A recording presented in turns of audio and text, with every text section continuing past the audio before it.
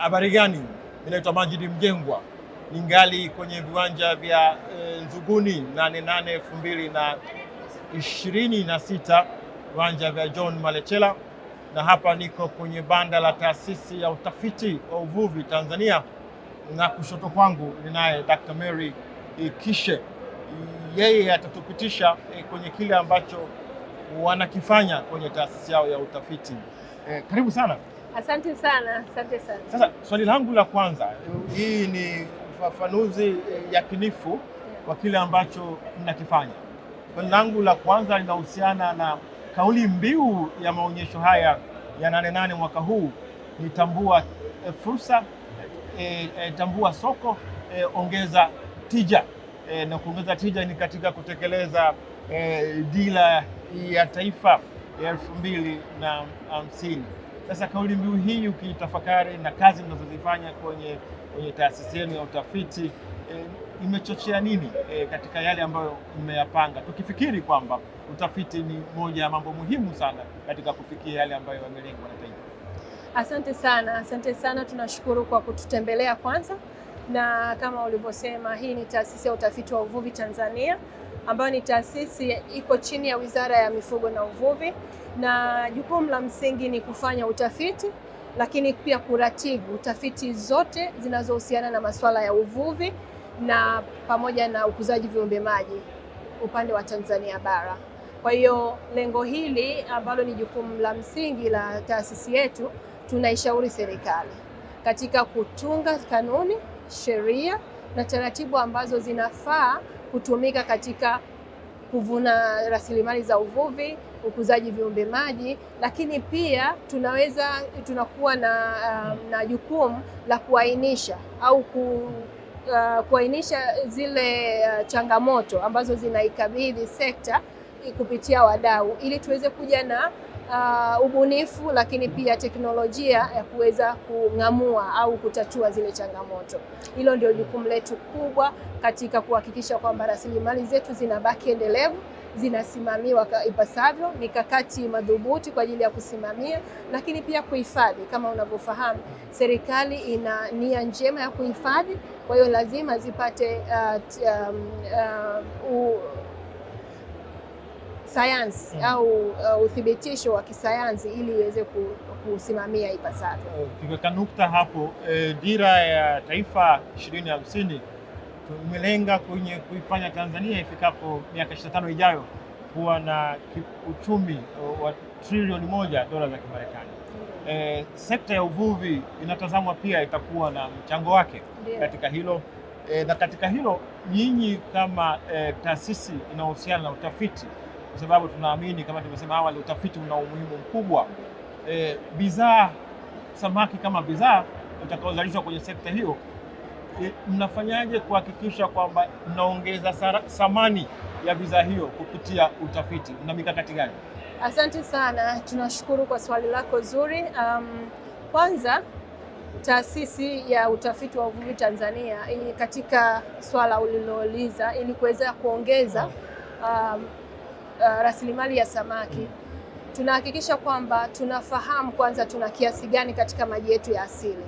Tunafanya tathmini, yaani sensa za samaki, tuna kiasi gani katika maziwa yetu, katika bahari, katika mito na katika maeneo mengine chepechepe, tuweze kujua kwamba tuna kiasi gani.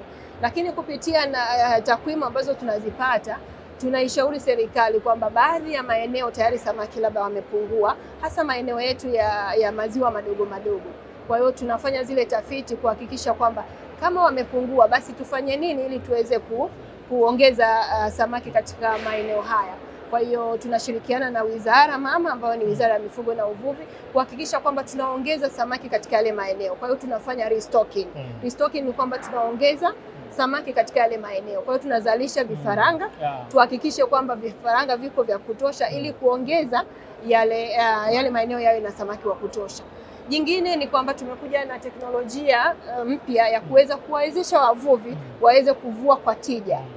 kupunguza muda wa kubahatisha uvuvi wa samaki katika maeneo yetu ya asili. Kwa hiyo tunawapa maeneo ambayo yana samaki wa kutosha ili wakienda warudi na samaki. Kwa hiyo itaongeza upatikanaji wa samaki kwa ajili ya chakula, lakini pia samaki kwa ajili ya kusafirisha nchi za nje ili tuweze kupata uchumi. Hapo sasa unapozungumzia kusafirisha nchi za nje, Tanzania si peke yake kwenye kuzalisha samaki. Kuna nchi zenye bahari, zenye mito, maziwa ambazo pia tuchukulie tu zenye bahari, nao pia wana shughuli za uvuvi kama sekta. Kukabiliana na ushindani wa soko uko nje, kama tunaweza kusafirisha bidhaa samaki nje, kuna mikakati gani unaweza ukaitolea ufafanuzi ili kuongeza thamani lakini kuiweka Tanzania katika nafasi ya ushindani? Asante sana. Masoko ambayo tunayo nje ni ya muda mrefu na mengine ni mapya ambayo serikali yetu kama unavyofahamu tuna ushirikiano mzuri sana na mataifa ya nje, na pia ni marafiki zetu na wanaamini sana bidhaa zetu kwa sababu zinavunwa katika njia iliyoendelevu, njia ambayo ni sahihi. Kwa hiyo yale masoko yapo yanasubiri bidhaa kutoka Tanzania, hususani samaki, na mikakati ipo ya kutosha. Kama unavyofahamu, katika bahari yetu tuna mavuvi matano ya kipaumbele, ambayo hayo mavuvi matano ya kipaumbele ni pamoja na kusafirisha nchi za nje. Mojawapo ni pweza.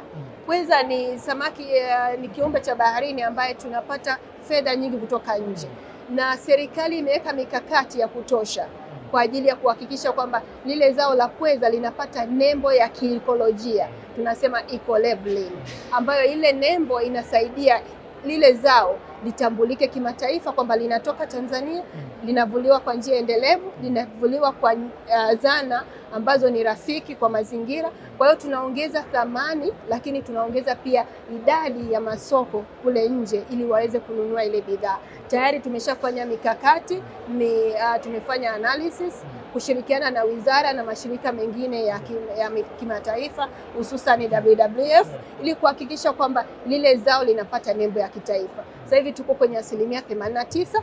Unaweza kuona tumetoka kuanzia 0% mpaka 89%, na tayari tumeshafika kile kiwango cha chini cha kuwa tayari au kukidhi vile viwango kwa ajili ya kupata nembo ya kimataifa ya ekolojia. Na hoja inajengwa kwamba bado uwezo wetu wa wavuvi wetu kuvua samaki kwa kiwango kikubwa ni mdogo, kwa sababu kuna dhana ya uvuvi wa bahari kuu ambao unahitaji vyombo vyenye uwezo mkubwa kufika huko na wavuvi ambao hawaendi mbali.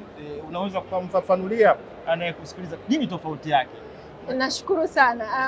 Ni swali zuri sana umelileta, na naomba jamii ya Tanzania kwa ujumla tuungane pamoja kuishukuru serikali, hasa serikali ya awamu ya 6 ya Mama Samia. Wameweza kuwezesha wavuvi kwa kuwapa boti za kisasa kabisa ili waweze kuondoka kwenye maeneo ya karibu na pwani, wasogee sasa wakavune samaki ambao wako mbali na ukanda wa pwani. Kwa hiyo tayari umeona, wewe ni shahidi, umeweza kuona kuna awamu karibu 3 zimepita. Mama Samia anakwenda anagawa boti tena za kisasa, zina vifaa vya kisasa, vina vifaa ambavyo vinaweza kuona viashiria labda vya hali ya hewa. Kwa hiyo wavuvi sasa wanatoka kwenye maeneo ambayo wamewazoea, ambayo maeneo ya karibu, sasa wanaenda mbali ili kuweza kwenda kuvuna. Mwisho kabisa, vijana ambao ndio nguvu kazi, 70% ya idadi ya Watanzania takriban ni vijana, na vijana wanalalamika kwamba hakuna ajira, na vijana wanafikiri wakati mwingine ni kwamba bahati au faida kubwa iko kwenye madini, migodi.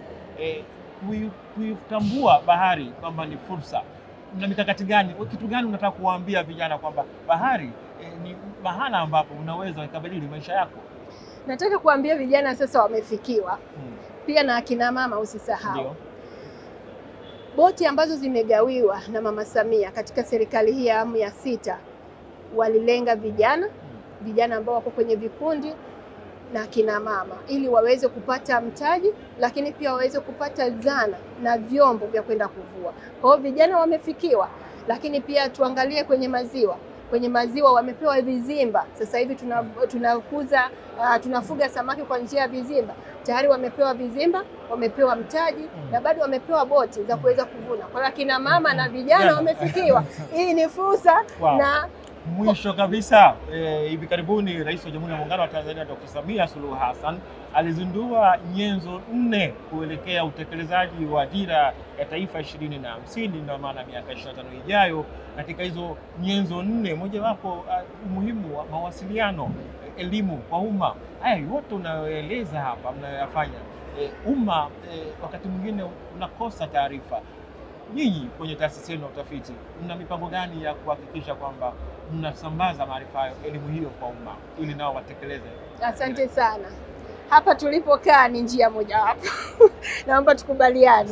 Hapa ni njia mojawapo ya kuweza kuifikishia jamii kwamba nini tunachokifanya na nini tumekuja nacho katika kuhakikisha kwamba tunavuna rasilimali zetu, tuna kiasi gani tunawaambia. Lakini tunatumia pia social media, tunatumia radio, tunatumia television, lakini pia kwenye tovuti yetu kuna taarifa za kutosha. Lakini kupitia wizara yetu mama, taarifa ambazo tunazipata zinafikia wizara, na wizara kuna kitengo maalum cha extension ambacho kinapeleka sasa hizi taarifa kwa wadau ili waweze kuona ni nini ambacho kimefanyika, nini ambacho tumeshauri na usimamizi mzima wa rasilimali za umma. Swali langu la mwisho kwa Dr. Mary Kishe, mimi ni shahidi ana safari ya kuondoka jioni hii. Huko aliko alisema lazima anisubiri tu nitakuja. Kwa maana hii ya swali la mwisho, ulitaka taarifa hii, elimu hii ifike na ukahakikisha kwamba unakuja kukutana na mimi, vinginevyo ungeweza kuondoka moja kwa moja. Shukrani sana kwa muda wako. Nashukuru sana. Nashukuru pia kwa muda wako. Nashukuru. Karibu tena anytime. Asante.